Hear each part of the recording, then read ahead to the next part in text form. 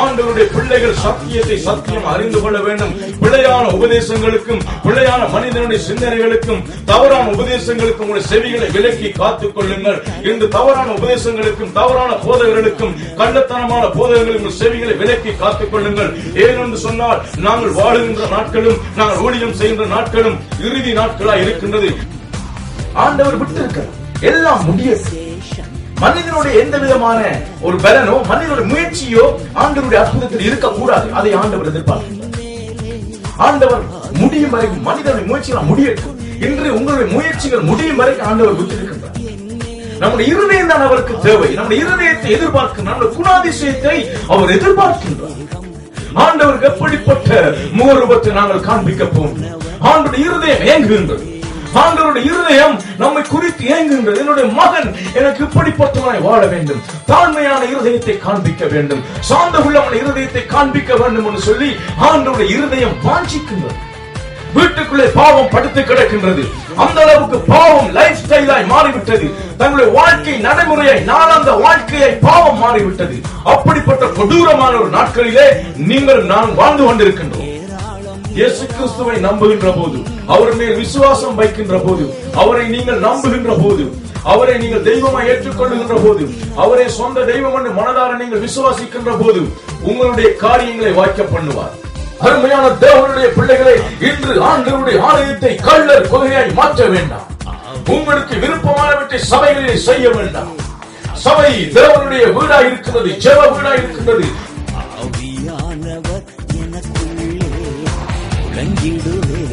சுவிசேஷம் சிறுமைப்பட்ட அனைவருக்கும் முழங்கிடுவே. சுவிசேஷம் சிறுமைப்பட்ட அனைவருக்கும் அபிஷேகம் என் மேலே, ஆவியானவர் எனக்குள்ளே. அபிஷேகம் என் மேலே, ஆவியானவர் எனக்குள்ளே. அபிஷேகம் என் தலை மேலே, ஆவியானவர் எனக்குள்ளே.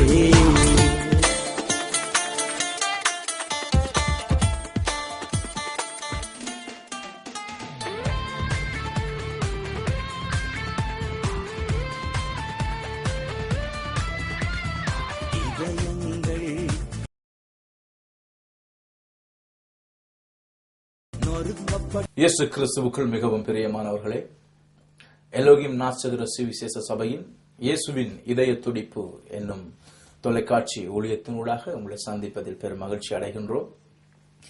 எங்களுடைய ஊழியங்கள், எங்கள் ஊழியத்தின் மூலம் செய்யப்படுகின்ற இந்த வார்த்தைகள், கொடுக்கப்படுகின்ற ஒவ்வொரு வார்த்தைகளும் உங்களுக்கு மிகவும் பிரயோஜனமாக இருக்கும் என்று சொல்லி நாங்கள் விசுவாசிக்கின்றோம். ஆண்டவர் தாமே உங்களை ஆசீர்வதிப்பாராக. அதே போல இன்றைய நாளிலும் நாம் ஒரு ஆண்டவருடைய வார்த்தையை நாங்கள் தியானிக்க போகின்றோம். நாங்கள் எல்லோரும் திருப்பிக் கொள்வோம். உன்னத பாட்டு 8வது அதிகாரம் 9வது வசனத்துக்கு நம்முடைய வேதத்தை திருப்பிக் கொள்வோம். உன்னத பாட்டு 8வது அதிகாரம் 9வது வசனம். Song of Solomon chapter 8 verse 9. அவள் ஒரு மதிலானால் அதன் மேல் வெள்ளிக் கோட்டையை கட்டுவோம்.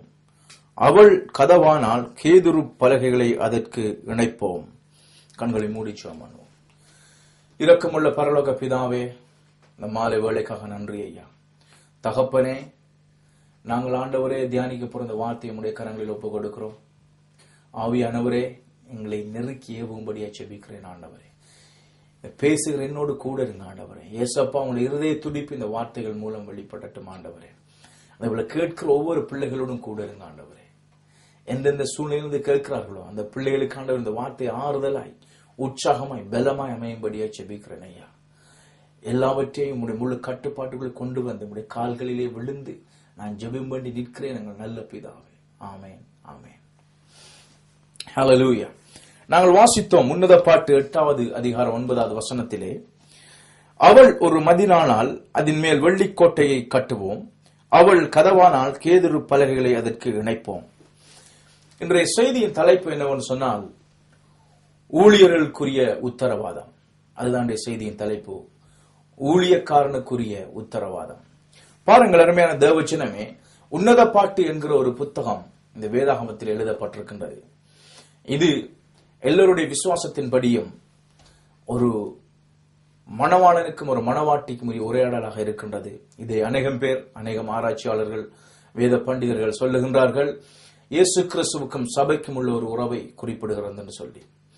அதன் அடிப்படையிலே நாங்கள் இந்த செய்தியை என்று நாங்கள் தியானிக்க போன்றோம். இது உங்கள் அனைவருக்கும் தெரிந்த ஒரு விஷயமாக இருக்கின்றது. பாருங்கள், இந்த இடத்துல ஒரு மணவாளியை குறித்து சொல்லப்பட்டிருக்கின்றது. அந்த மணவாளி ஒருவரை காதலிப்பதை குறித்து சொல்லப்பட்டிருக்கின்றது. அதிலே வருகின்ற உரையாடல்கள் இதிலே தொடர்ந்து போகின்றது. நீங்கள் வாசிப்பீர்களா உங்களுக்கு விளங்கும். அதே போல இந்த இடத்திற்கு அந்த சகோதரியை பார்த்து, அந்த மணவாளியை பார்த்து அந்த சகோதரர்கள் சொல்லுகின்றார்கள், அவள் ஒரு மதிலானால் அதன் மேல் வெள்ளைக்கோட்டையை கட்டுவோம், அவள் கதவானால் கேதுரு பலகைகளை அதற்கு இணைப்போம் என்று சொல்லி சகோதரியை பார்த்து சொல்லுகின்றார்கள். இதனுடைய அர்த்தம் என்னவென்று சொன்னால், இஸ்ரவேல் தேசத்திலே ஒரு குடும்பத்திலே ஒரு பெண், ஒரு சகோதரி இருப்பாள் என்று சொன்னால், அவளை பாதுகாக்க வேண்டியது அது இந்த குடும்பத்தில் இருக்கிற சகோதரர்களுடைய பொறுப்பாக இருக்கின்றது. அதாவது அவள் திருமணம் முடிக்கும் வரைக்கும் அவளை கற்போடு பாதுகாத்து மணவாளனுடைய கையிலே கரம் பிடித்து கொடுக்க வேண்டியது சகோதரர்களுக்குரிய பெரிய பொறுப்பாக இருக்கின்றது. இது இஸ்ரவேலர்களுடைய ஒரு பெரிதான ஒரு கடமையா இருக்கின்றது, சகோதரர்களுக்குரிய ஒரு கடமை. அதனால் அவர்கள் சொல்லுகின்றார்கள், எங்களுடைய சகோதரியானவள் ஒரு மதிலாக இருந்தால் அதன் மேல் வெள்ளிக்கோட்டையை கட்டுவோம். அவள் உண்மையாகவே கற்போடு பாதுகாப்பாக அவள் வீட்டுக்கு துரோகம் விளைவிக்காதபடி, தாய் தகப்பனை ஏமாற்றாதபடி இருந்தால் அவளுக்கு ஒரு நாங்கள் மதிலை கட்டுவோம், அவளுக்கு நாங்கள் எவ்வளவு பாதுகாப்பை கொடுப்போம், அவளுக்கு கேதுரு பலகைகளை இணைப்போம் என்று சொல்லுகின்றார். பலமுள்ள மிகவும் ஒரு பலமான ஒரு வாசலை உண்டு பண்ணுவோம். யாருமே திருடன் உள்ளே வர முடியாதபடி, திருடன் அந்த பிள்ளை மேல் கை வைப்பதில் உள்ள பிள்ளைகள் விசுவாசிகளை நாங்கள் எடுத்துக்கொண்டு, மணவாளனா இயேசு கிறிஸ்துவை நாங்கள் வைத்துக் கொண்டு, நாங்கள் எங்களை அதை பாதுகாக்கின்ற சகோதரர்களாக நாங்கள் வைத்து இந்த செய்தியை தியானிக்க போகின்றோம். இது நாம் எல்லோருக்கும் உத்தரவாதம் இருக்கின்றது. சபையிலே நாங்கள் எப்படிப்பட்ட ஊழியத்தை செய்தாலும், சபையிலே ஒரு சிறிய ஊழியமோ பெரிய ஊழியமோ, நாங்கள் எப்படிப்பட்ட ஒரு ஊழியத்தை செய்தால் நமக்கு ஒரு உத்தரவாதம் உண்டு. என்னவென்று சொன்னால், நம்முடைய ஆண்டவராய் இயேசு கிறிஸ்துவின் சபையை, சபையில் உள்ள மக்களை, விசுவாசிகளை நாங்கள் பாதுகாப்பாக அவர் வரும் வரை நாங்கள் காத்துக்கொண்டு அவருடைய கைகளிலே கொடுக்க வேண்டியது நம்முடைய பொறுப்பு, ஊழியர்களுக்குரிய பொறுப்பாக இருக்கின்றது. பாருங்கள், இந்த இடத்திலே உன்னத பாட்டு 5வது அதிகாரம் 7வது வசனத்தில் ஒரு வார்த்தை சொல்லப்படுகின்றது. நகரத்தில் திரிகிற காவலாளர் என்னை கண்டு என்னை அடித்து என்னை காயப்படுத்தினார்கள், அலங்கத்தின் காவற்காரர் என்மேல் இருந்த என் போர்வையை எடுத்துக் கொண்டார்கள். பாருங்க, இந்த சகோதரி ஒரு காரியத்தை சொல்லுகின்றார். நரகத்தில் திரிகிற காவலாளர் என்னை கண்டு என்னை அடித்து என்னை காயப்படுத்தினார்கள், அலங்கத்தின் காவற்காரர் என்மேல் இருந்த போர்வையை எடுத்துக் கொண்டார்கள் என்று சொல்லி சொல்லுகின்றார். இந்த சகோதரி மணவாளியானவள் தன்னுடைய நேசரை, தன்னுடைய மணவாளனை தேடி செல்லுகின்ற போது, வெளியிலே செல்லுகின்ற போது, அவள் அந்த காவல் நகரத்தை காவல் காக்கின்றவர்கள், அந்த இடத்தை, அந்த பட்டணத்தை காவல் காக்கின்றவர்கள் இவளை பிடித்து அடித்து காயப்படுத்தி இவள் போர்வை எடுத்து போடுகின்றார்கள்.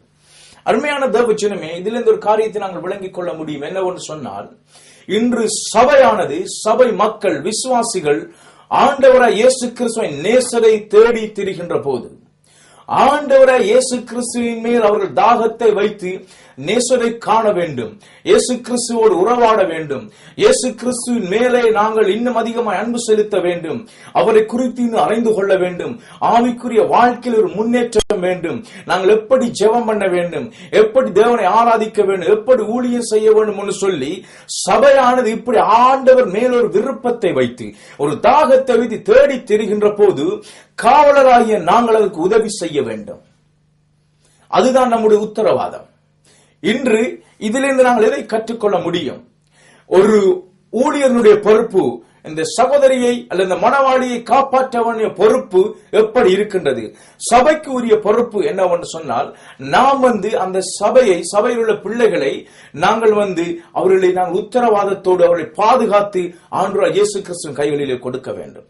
ஆனால் இவர்கள் காவலாளர்கள் என்னை அடித்து என்னை காயப்படுத்தினார்கள், அலங்கத்தின் காவலாளர் என் மேல் இருந்த போர்வை எடுத்துக் கொண்டார்கள். அருமையான தேவச்சனம், இதுதான் இப்பொழுது நடந்து கொண்டிருக்கின்றது. நான் யாரையும் குற்றப்படுத்தும்படி இதை சொல்லவில்லை, நாம் பார்த்துக் கொண்டிருக்கின்ற விஷயம். இதை நாங்கள் போதிக்க வேண்டியது நம்முடைய கடமை. சபையும் சபை ஊழியர்களும் ஒரு விழிப்போடு எச்சரிக்கையோடு இருக்க வேண்டியது நம்முடைய கடமையா இருக்கின்றது. அதை சொல்லுவதற்கு ஒவ்வொரு ஊழியக்காரனுக்கும் பொறுப்பு இருக்கின்றது. அந்த பொறுப்பை, அந்த ஒரு கடமையை நான் உணர்ந்தபடியினாலே இதை இந்த தொலைக்காட்சி மூலம் உங்களுக்கு சொல்லிக் கொண்டிருக்கின்றேன். நீங்கள் எப்படிப்பட்ட ஒரு பெரிய ஊழியக்காரனா இருக்கலாம் அல்லது சிறிய ஊழியக்காரனா இருக்கலாம், என்னுடைய இருதயத்தில் வந்த பாரத்தை உங்களோடு நான் பகிர்ந்து கொள்ளும்படியாய் இந்த நேரத்தை நான் உங்களோடு செலவிடுகின்றேன். அருமையான ஊழியக்காரர்களே, நீங்கள் என்னை குறித்து சிலவரை தவறாய் நினைக்கலாம். இவர் எப்பொழுது பார்த்தால் ஊழியக்காரர்களுக்கு விரதமாய பேசுகிறான் சொல்லி நீங்கள் சொல்லலாம். ஆனாலும் என்னுடைய இருதயத்தில் வந்த பாரத்தை நான் உங்களோடு பகிர்ந்து கொள்ளுகின்றேன். ஊழியக்காரர் ஒவ்வொரு நமக்கும் ஒரு பொறுப்பு உண்டு. மணவாட்டியாய் சபையை கரை திரையற்றதாய் நாங்கள் ஒரு இயேசு கிறிஸ்துவின் வருகைக்கு ஏற்றதாய் அவருடைய வருகையிலே எடுத்துக் கொள்ளப்பட தகுதி உள்ள ஒரு சபையாய் கற்பை காத்து அவர்களை நாங்கள் ஆண்டவர் இணைக்கின்ற ஒரு ஊழியர்களை நாம் மாற வேண்டும். சபையை, கற்புள்ள சபையை பாதுகாத்து சொல்ல வேண்டியதை சொல்லி அவர்களுக்கு செய்ய வேண்டிய கடமைகளை செய்து போதிக்க வேண்டிய சத்தியங்களை போதித்து பாவத்தை விட்டு விலகுவதற்கும் பரிசுத்தமாய் வாழ்வதற்கும் ஒரு சத்தியங்களை போதித்து இயேசு கிறிஸ்துவின் பின்பாக அவர்களை திருப்ப வேண்டியது நம்முடைய கடமையாக இருக்கின்றது, நம்முடைய உத்தரவாதமாக இருக்கின்றது. ஒவ்வொரு ஊழியக்காரன் மேலும் விழுந்த கடமை இதுதான். எப்பொழுதுமே ஒவ்வொரு ஊழியக்காரனும் ஆண்டவர் இயேசு கிறிஸ்துவை நோக்கி சபையை நடத்த வேண்டும். ஒரு தனி மனிதனை நோக்கி, ஒரு தனி மனிதனை சார்ந்திருக்கும்படியாய் அல்லது ஊழியக்காரனை சார்ந்திருக்கும்படியாய் எந்த ஒரு ஊழியக்காரனும் தன்னுடைய ஊழியத்தை நடத்தக்கூடாது, ஊழியத்தை செய்யக்கூடாது. ஒவ்வொரு ஊழியக்காரனும் ஆண்டவர் இயேசு கிறிஸ்துவை நோக்கி மக்களை வழிநடத்த வேண்டும்.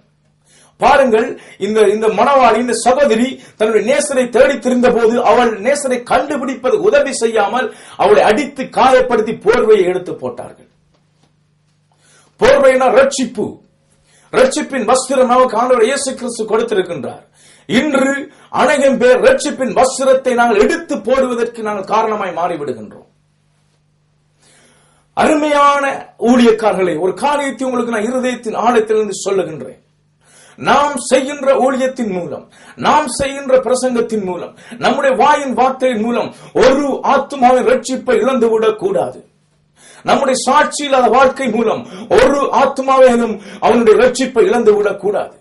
நாம் எப்பொழுதுமே இயேசு கிறிஸ்துவை நோக்கி சபையை வழிநடத்துகின்றவர்களாக இருக்க வேண்டும். நம்முடைய பிரசங்கமாய் இருந்தாலும், நம்முடைய ஊழியமாய் இருந்தாலும், நம்முடைய ஆராதனை இருந்தாலும் மக்கள் எப்பொழுது ஆண்டவரையே நோக்கி பார்க்க வேண்டும். இன்று சபைகள் ஒரு போதகரை ஒரு கதாநாயகனாக வைத்து இன்று வாழுகின்ற நாட்களிலே வாழ்ந்து கொண்டிருக்கின்றோம். ஊழியக்காரனை ஒரு விக்கிரகமாக மாற்றுகின்ற நாட்களிலே வாழ்ந்து கொண்டிருக்கின்றோம். ஆண்டவரை குறித்து, இயேசு கிறிஸ்துவை குறித்து எந்த கவலையும் இல்லை. ஆனால் ஊழியக்காரனை விக்கிரகமாக மாற்றுகின்ற நாட்களிலே இருக்கின்றோம்.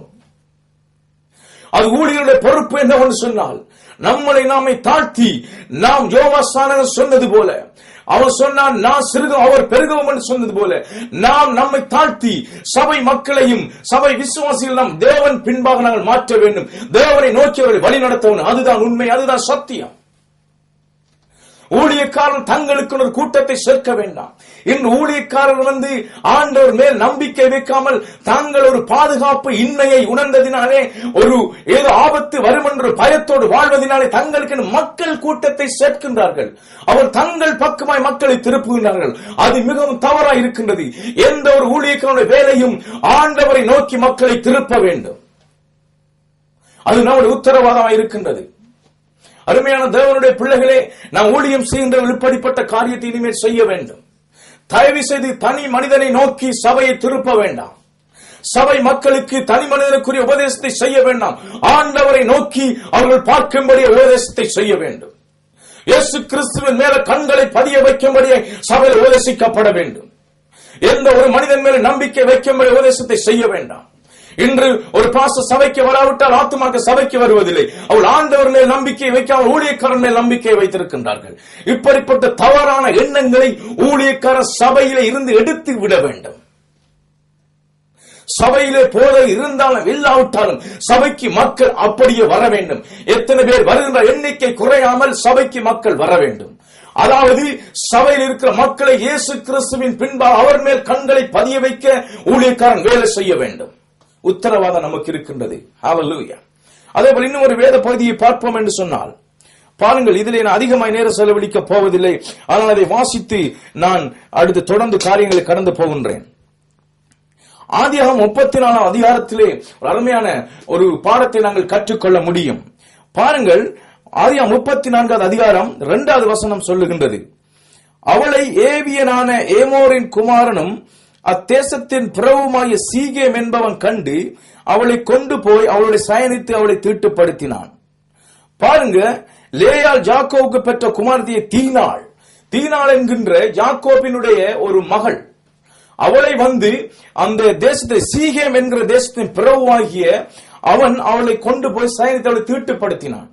அதாவது யாக்கோபின் சகோதரர்களாகிய 12 சகோதரர்கள், அவர்களுக்கு இருந்த அந்த ஒரு சகோதரியை இந்த ஒரு மனிதன் ஒரு பிரபு தீட்டுப்படுத்தி விட்டான்.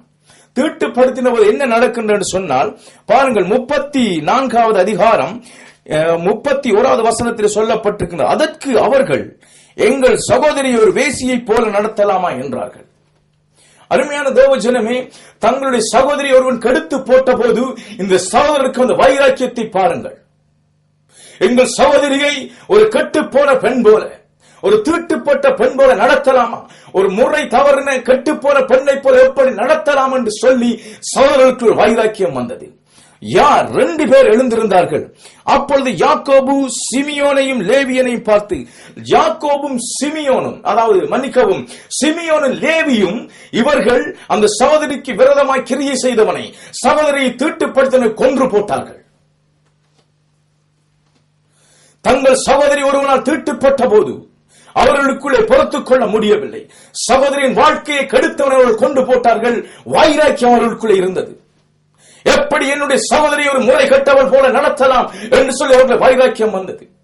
அதே போலதான் தேவஜனமே, சபையிலே வந்து சபையை யாரும் கெடுத்து விட நாங்கள் இடம் கொடுக்க கூடாது. ஆண்டவருடைய பிள்ளைகளுக்கு, ஊழியக்காரர்களுக்கு ஒரு வைராக்கியம் வர வேண்டும், ஒரு உத்தரவாதம் வர வேண்டும்.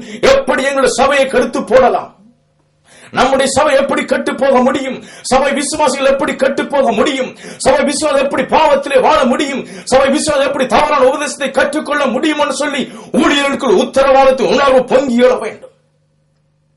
பாருங்கள், லேவி என்கிறவன் தான் இந்த இடத்திலே உற்சாகமாய் அவன் ஒரு வைராக்கியத்தோடு அவன் அந்த சகோதரிக்கு விரதமாய் கிரியை செய்வதற்கு அவன் எதிராக எழும்பினான்.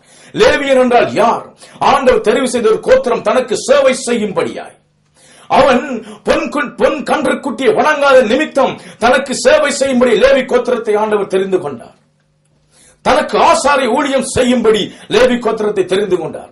அதே போல அருமையான தேவஜனமே, அருமையான ஊழியர்களே, இன்று நாங்களும் ஆண்டவருடைய இயேசு கிறிஸ்துவின் மூலம் ஆசாரிகளாய் இருக்கின்றோம். நமக்கு அந்த லேவியனுக்கு இருந்த ஒரு வைராக்கி நமக்கு பற்றி எறிய வேண்டும். சபையை எப்படி அவன் வேசியை போல நடத்தலாம், சபையை எப்படி முறைகட்டு போன ஒரு ஸ்திரியை போல நடத்தலாம் என்று சொல்லி வைராக்கியம் நமக்கு வர வேண்டும். எந்த விதத்தில் நாங்கள் இடம் கொடுக்க கூடாது, எந்த விதத்தில் சபை கெட்டு போக ஊழியர்கள் உடன்படக்கூடாது, தவறான உபதேசங்களுக்கு இடம் கொடுக்க கூடாது, தவறான உபதேசத்தை சபையிலே போதிக்க கூடாது. ஆண்டவர் இயேசு கிறிஸ்துவை இட்டு மக்களை திருப்புகிற உபதேசங்களுக்கு நாங்கள் இடம் கொடுக்க கூடாது. வைராக்கியம் வர வேண்டும். அதுதான் லேவியனுடைய வேலை, லேவியனுடைய ஆசாரியனுடைய வைராக்கியம் அதுதான். சபையை குறித்த பக்தி வைராக்கியம் இருக்க வேண்டும். நாங்கள் தொடர்ந்து சில வேத பதிவுகளை பார்த்து செய்திக்கு கடந்து போவோம். அப்போஸ்தலர் எழுதின நிருபத்துக்கு திருப்பிக் கொள்ளுங்கள். அப்போஸ்தலர் நடபடிகள் 20ஆம் அதிகாரம் 28வது வசனத்தை நான் வாசிக்கின்றேன். ஆகையால் உங்களை குறித்தும் தேவன் தம்முடைய சுய இரத்தத்தினாலே சம்பாதித்துக் கொண்ட தமது சபையை மேய்ப்பதற்கு பரிசுத்த ஆவி உங்களை கண்காணிகளாக வைத்த மந்தை முழுவதையும் குறித்தும் எச்சரிக்கையாயிருங்கள். நான் போன பின்பு மந்தையை தப்பவிடாத கொடிதான ஓநாய்கள் உங்களுக்குள்ளே வரும். இது பவுல் அப்போஸ்தலன் சொல்லுகின்ற ஒரு காரியம். ஆகையால் உங்களை குறித்தும் தேவன் தம்முடைய சுய இரத்தத்தினாலே சம்பாதித்துக் கொண்ட தமது சபையை மேய்ப்பதற்கு பரிசுத்த ஆவி உங்களுக்கு கண்காணிகளாக வைத்த மந்தை முழுவதையும் குறித்து எச்சரிக்கையாயிருங்கள். ஒவ்வொரு ஆத்துமாவுக்கும் நாங்கள் உத்தரவாதமாக இருக்கின்றோம். எச்சரிக்கை இருக்க வேண்டும். ஆண்டவர் சுய இரத்தத்தால் சம்பாதிக்கப்பட்ட சபை, அருமையான தேவனுடைய ஊழியக்காரர்களை சபையோடு நாம் விளையாடிவிட முடியாது. சபை எந்த ஊழியக்காரனுடைய பிரயாசனமும் அல்ல. ஒரு சிலவரை நாம் சுவிசேஷத்தை சொல்லி ஆத்மாவை சபைக்குள்ளே கொண்டு வந்திருக்கலாம். ஆனால் சபை ஆண்டவருடைய இரத்தத்தினாலே சம்பாதிக்கப்பட்டது. அந்த சபையை குறித்து நாம் எச்சரிக்கையா இருக்க வேண்டும். ஒவ்வொரு ஆத்மாவை குறித்து நாங்கள் எச்சரிக்கையா இருக்க வேண்டும். சபையை சாதாரணமாய் நினைத்து விட வேண்டாம். ஏதோ ஒரு கழகம் போல, ஒரு ஃபுட்பால் கிளப் போல சபையை நினைத்து விட வேண்டாம். சபை இயேசு கிறிஸ்துவின் ரத்தம் சிந்தப்பட்டு சம்பாதிக்கப்பட்ட சபை. இன்று சபையை நாம் இஷ்டம் போல நடத்த முடியாது. நாம் விரும்பின விதமாய் நடத்த முடியாது. விரும்பின காரியங்களை சபையில செய்ய முடியாது. ஆண்டவருடைய வேதத்தின்படிதான் சபையை நடத்த வேண்டும். விரும்பின சட்டங்களை சபைக்குள்ளே போட முடியாது. வேதத்தின் சட்டங்கள் தான் சபையிலே போதிக்கப்பட வேண்டும். சபையை குறித்து எச்சரிக்கையா இருங்கள். கொடி நான் போன பின்பு மந்தையை தப்பவிட கொடிதான் ஓனாய் உங்களுக்குள்ளே வரும். ஓநாய்கள் என்று சொன்னால் அது மந்தையை கொன்று விடுகின்ற காரியம். பிழையான உபதேசங்களைத்தான் குறிப்பிடுகின்றது. இன்று ஆட்டுத்தோலை போத்தின ஓநாய்கள் போல் உபதேசங்கள் வரும். பார்ப்பதற்கு நன்றாய் தெரியும், கேட்பதற்கு இனிமையாய் இருக்கும், உற்சாகமாய் கிளுகிழுப்பு ஊட்டுகின்ற காரியமாய் இருக்கும். ஆனாலும் அது ஓநாய் கூட்டமாய் இருக்கின்றது. பிழையான உபதேசங்கள் சபையில் இடம் கொடுக்க வேண்டாம். அருமையான ஊழியர்களே, எல்லோரும் வருகின்ற எல்லோரும் சபைக்குள்ளே எடுத்து சபையை கெடுத்து போட வேண்டாம். பவுல் சொல்லுகின்றார், நான் போன பின்பு மந்தையை தப்புடாத கொடிதான் ஓநாய் உங்களுக்குள்ளே வரும். அந்த நாட்களில் தான் இருக்கின்றோம். சபையை கெடுத்து விடுவதற்கு ஓநாய் கூட்டங்கள் வரும். அதற்கு நாங்கள் இடம் கொடுக்க கூடாது. சபையில் உள்ள ஒவ்வொரு ஊழியர்களும் விழிப்போடு எச்சரிக்கையா இருக்க வேண்டும். யாரை உள்ளே எடுக்கின்றோம், யார் உள்ளே வருகின்றார்கள், யார் என்ன காரியத்தை போதிக்கின்றார்கள். ஒரு போதகரை உள்ளே சபைக்குள் எடுக்கின்ற போது நாங்கள் கவனமாய் அவருடைய எல்லா உபதேசங்களும் ஆராய்ச்சி செய்து பார்த்து சபைக்குள்ளே போதிக்கும்படியே பரிவிடத்தை கொடுக்க வேண்டும். சபைக்குள்ளே வந்து எந்த ஒரு போதனை பிழையான உபதேசத்தை உபதேசிப்பதற்கு ஊழியக்காரர் இடம் கொடுக்க கூடாது. அது ஊழியருக்குள்ளே உத்தரவாதமாய் இருக்கின்றது. அதேபோல இன்னும் ஒரு காரியத்தை தொடர்ந்து பார்ப்போம் என்று சொன்னால், ஒன்று பேதுரு 5வது அதிகாரத்திலே சொல்லப்பட்டிருக்கின்றது. 1வது வசனத்திலிருந்து நான் வாசிக்கின்றேன், நீங்கள் கேளுங்கள். உங்களில் உள்ள மூப்பருக்கு உடன் மூப்பனும் கிறிஸ்துவின் பாடுகளுக்கு சாட்சியும் இனி வெளிப்படும் மகிமைக்கு பங்காளியுமாய் இருக்கிற நான் புத்தி சொல்லுகிறது என்னவென்றால், உங்களிடத்தில் உள்ள தேவனுடைய மந்தையை நீங்கள் மேய்த்து கட்டாயமாய் அல்ல, மனப்பூர்வமாயும் அவலட்சணமான ஆதாயத்திற்காக அல்ல, உற்சாக மனதோடும் சுதந்திரத்தை இருமாப்பை ஆளுகிறவர்களாக அல்ல, மந்தைக்கு மாதிகளாகவும் கண்காணிப்பு செய்யுங்கள். இதுதான் பேதுரு சொன்ன ஒரு புத்திமதி. அருமையான ஊழியர்கள், இது ஒவ்வொருவருக்கும் உடைய புத்திமதி. உங்களுக்கும் எனக்கும் எல்லா ஊழியர்களுக்கும் சபையிலே ஒரு உத்தரவாதத்தில் இருக்கிற ஒவ்வொருவருக்கும் உள்ள ஒரு காரியமாக இருக்கின்றது. உங்களிடத்தில் உள்ள தேவனுடைய மந்தை நீங்கள் மேய்த்து கட்டாயமாய் அல்ல, மனப்பூர்வமாயும். எந்த ஒரு ஊழியத்தையும் செய்வதென்று சொன்னால் கட்டாயமாய் செய்ய வேண்டாம். யாரோ ஒருவருடைய வற்புறுத்தலின்படி ஊழியம் செய்ய வேண்டாம். தாய் தகப்பனுடைய வற்புறுத்தலின்படி ஊழியம் செய்ய வேண்டாம். இன்று ஒரு காரியம் நடந்து கொண்டு வருகின்றது, சொல்லுவதற்கு மன்னிக்கவும். இன்று தாய் தகப்பன் ஊழியனாய் இருந்தால் இன்று பிள்ளைகளும் ஊழியக்கான மாறுவதற்கு வைஃபோர்ஸ், அதாவது கட்டாயப்படுத்தப்படுகின்றார்கள். ஊழியக்காரனுடைய பிள்ளைகளை ஊழியனாய் மாறுவது எந்தவித தப்பும் அல்ல. ஆண்டவருடைய சித்தமும் ஆண்டவருடைய விருப்பமும் ஆண்டவருக்கு செய்ய வேண்டும் மனப்பாங்கு விருப்பம் இருக்கின்ற எந்த தப்பும் அல்ல. ஆனாலும் பிள்ளைகளுக்கு அதுக்குரிய நேரம் வரும் வரைக்கும் எந்த ஒரு ஊழியக்காரனும் பிள்ளைகளை தங்களுடைய விருப்பத்துக்கு, அதாவது கட்டாயப்படுத்தி ஊழியம் செய்ய அனுமதிக்க வேண்டாம். கட்டாயமான ஆண்டவருடைய கட்டாயமாய் செய்யப்பட வேண்டிய காரியம் அல்ல, மனப்பூர்வமாய் இயேசு கிறிஸ்துவின் மேல் இருக்கிற அன்பின் நிமித்தம், இயேசு கிறிஸ்துவின் மேல் இருக்கிற அந்த ஒரு பாசத்தின் நிமித்தம் ஊழியம் செய்ய வேண்டும். எனக்காக ஜீவனை கொடுத்த என் இயேசு கிறிஸ்துவுக்காக நான் எதையாவது செய்ய வேண்டும் என்ற மனப்பூர்வமாய் ஊழியத்தை செய்ய வேண்டும். கட்டாயமாய் யாரும் ஊழியம் செய்ய வேண்டாம். அது நமக்கு வேதத்திலே போதிக்கப்பட்ட ஒரு கட்டளை.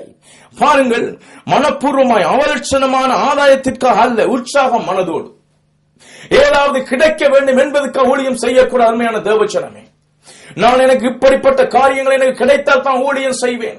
அது அவலட்சணமான ஆதாயத்திற்காக அல்ல. சொந்த வயிற்று பிழைப்புக்கு ஊழியம் செய்ய வேண்டாம்.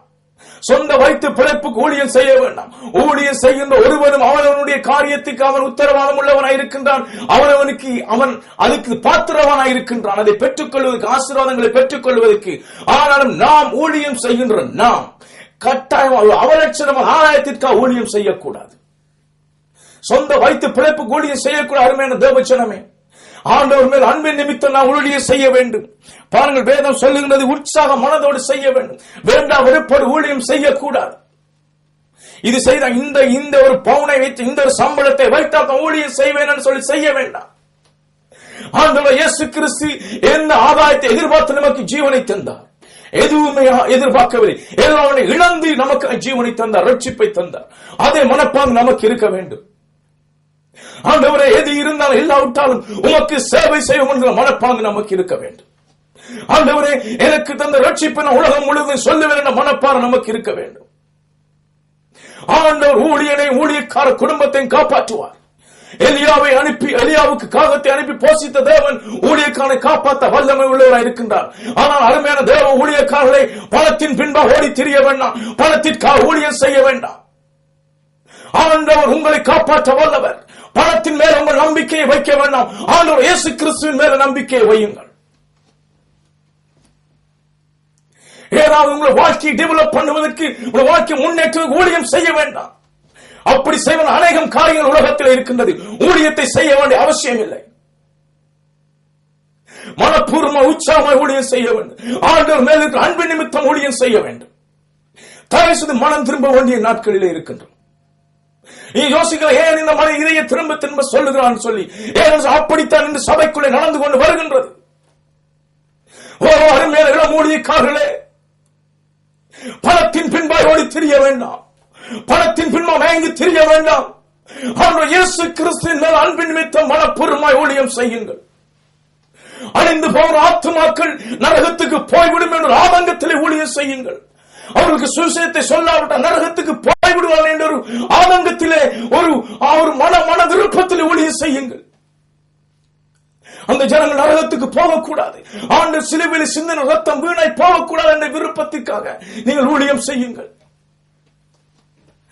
வேதம் தொடர்ந்து சொல்கின்றது, சுதந்திரத்தை இருமாப்பை ஆளுகிறவர் அல்ல, மந்தைக்கு மாதிரியான கண்காணிப்பு செய்யுங்கள்.